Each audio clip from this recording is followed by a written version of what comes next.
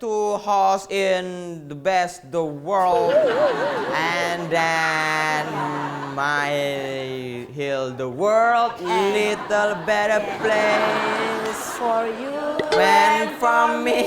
and the entire human race, there are people yang... Oke, buat rumah semua tangan di atas, di atas televisi. Maaf ya, langsung kaget ya kalian dan jumpa lagi bersama kita di Ngoceh. Yeay, bersama aku Kiki Saputri. Dan saya Indra Jegel. Dan kita akan memberikan berita-berita yang menarik, Ki. Kita akan memberikan hal-hal yang positive vibes. Alright. Baby, yang pastinya kita akan memberikan sebuah sajian yang menarik untuk dibahas. Benar sekali. Tapi tidak bisa kita kupas secara tuntas. Karena itu bukan urusan kita. Betul sekali. Kita coba bisa komen aja kayak di Facebook. Iya, karena jempolmu adalah harimaumu. Yes. Kenapa jadi petua? Iya. Nah, di segmen yang pertama kita akan bacakan beberapa berita yang menarik dan layak untuk dibahas. Karena kita akan masuk ke segmen Harta Tata Berita.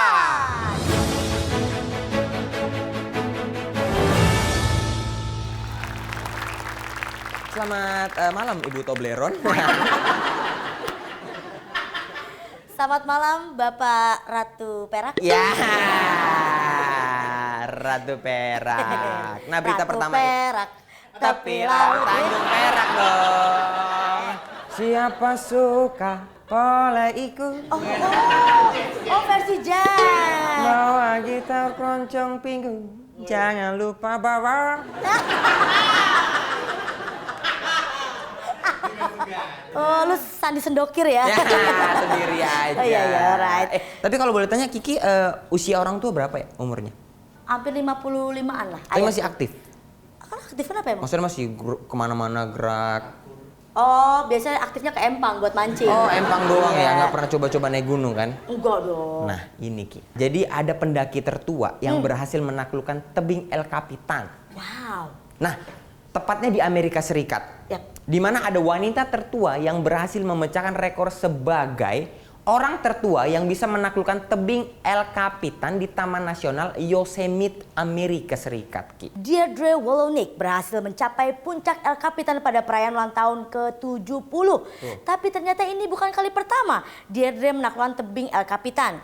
Setelah pada tahun 2017, dia juga pernah mendaki El Capitan namun lewat jalur yang berbeda. Nah, memang gak sembarang orang bisa menaklukkan El Capitan yang dianggap sebagai Mekahnya pemanjat tebing seluruh dunia, Ki. Dan Deirdre ini bukan orang sembarangan. Dia adalah ibu dari Alex Honnold, satu-satunya pemanjat yang pernah menaklukkan jalur tersulit El Capitan sendirian tanpa tali atau pengaman satupun, Ki. Waduh, berarti emang anaknya juga seorang pemanjat tebing handal. Bener. Itu kan tebing maksudnya nggak kayak gunung ya. Kalau gunung kan mungkin masih banyak tumbuh-tumbuhan. Iya. Itu tebing literally batu. Dia kan kalau nggak bawa bekal terus pas lapar ngapain? Masa cuma nelen ludah sendiri? Nggak enak dong. Tapi nggak mungkin, Ki. Iya. Karena ada fakta menarik juga soal nelen ludah. Wow, bridging yang saya sampaikan bisa nyambung ke berita selanjutnya ya. Keunggulanku cuma bridging. Oke. Betul sekali. Jadi, ini ada fakta soal kenapa menelan ludah tak menghilangkan haus. Iya. Walaupun sama-sama air, namun ludah tidak bisa menggantikan air untuk menghilangkan dahaga. Benar. Ini karena kepekatan ludah yang sangat berbeda dengan air karena kandungan enzim dan protein yang jauh lebih tinggi daripada air tawar. Oh, air tawar tuh sering di pasar ya? Tawar Ditawar. menawar. Nah, cairan yang dihasilkan oleh tubuh manusia seperti keringat dan ludah memiliki tingkat konsentrasi garam yang tinggi. Apabila cairan tersebut dikonsumsi lagi untuk menghilangkan dahaga, yang ada malah tambah seret.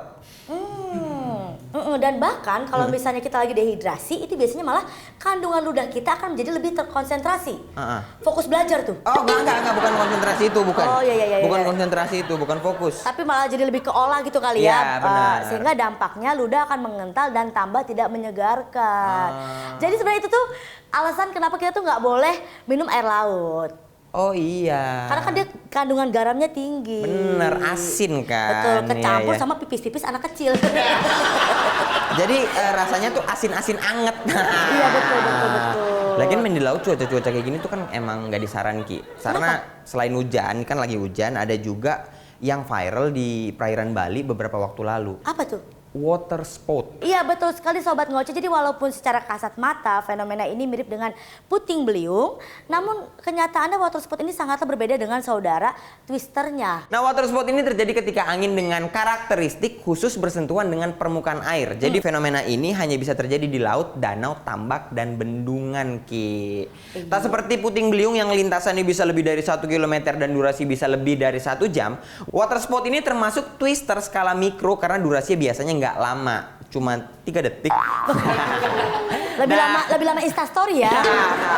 Dan daya jangkaunya hanya puluhan meter aja. Sangat jarang ada water spout yang durasinya lama, apalagi hingga berpindah-pindah ke daratan gitu. Betul sekali. Dan faktanya lagi, karena sangat tergantung dengan karakteristik angin dan juga air yang khas, biasanya water spout ini terjadi dalam satu area yang berpotensi akan terjadi lagi di lokasi itu di masa yang akan datang. Oh gitu. Jadi kecil aja. Tapi sering. Iya lumayan ya. Jadi kayak kecil tapi ada banyak gitu. Bener. Ada gitu. Anak kecil keputar-putar juga tuh. Enggak. Jadi walaupun begitu tetap aja water spout digolongkan fenomena cuaca ekstrim karena menggambarkan adanya badai supercell pada skala ruang yang mikro, yang kecil. Oh betul juga sih. Ngeri ya kalau udah pancaroba begini ya. Benar-benar hati-hati lah Ki. Jangan betul. main-main ke pantai gitu. Kan Kiki sering tuh ke danau, di gubuk-gubuk itu ngapain juga. Nah juga termasuk sudah ada peringatan dari BMKG cabang Arab Saudi. Betul. Jadi sudah menggambarkan cuaca ekstrim yang ada pada musim haji tahun depan. Harus hati-hati ya. Hati-hati ya untuk bapak-bapak ibu yang mau berangkat. Yes. Siapin jaket sama pegangan. Takutnya muter. Iya. Oh iya duit juga ya. Duit juga penting ya. Iya. Benar. Diperkirakan wilayah Timur Tengah dan Afrika bagian utara akan mengalami cuaca ekstrim yakni gelombang panas hingga 60 derajat Celcius. Wow, ini adalah imbas dari pemanasan global yang jelas akan mengancam penyelenggaraan ibadah haji, Ki. Iya, betul sekali. Makanya harus persiapan ekstra ya untuk tahun depan untuk para calon haji. Dan juga dikatakan bahwa penyelenggara haji dan juga para calon haji mesti mempersiapkan suatu terobosan untuk melindungi diri dari panas yang gila-gilaan. Aku tadi bersama teman-teman. Gila-gilaan bersama teman-teman. Gila-gilaan di akhir pekan. Gila-gilaan. Gila-gilaan. Bisa jadi apa aja lu ya? Aduh, itu kan cuacanya panas ya, berarti kenapa aku nyuruh orang pakai jaket ya? Iya, better bawa payung kali ya, kacamata hitam. Jika benar terjadi, gelombang panas ini sudah pasti di atas ambang batas bahaya cuaca ekstrim yang mampu ditolerir tubuh manusia. Iya bang, tadi kan katanya 60 derajat loh. 60 derajat? Kita aja 39 derajat masuk puskesmas. Iya, 38 aja nggak boleh masuk mall. Iya. Gimana dong?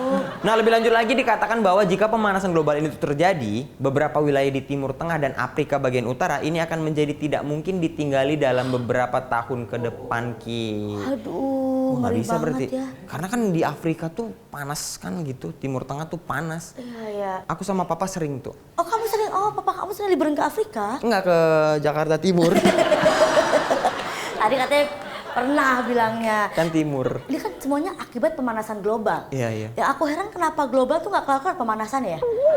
Coba ada pendinginan, kardio. Bukan global tuh begini-begini, Ki.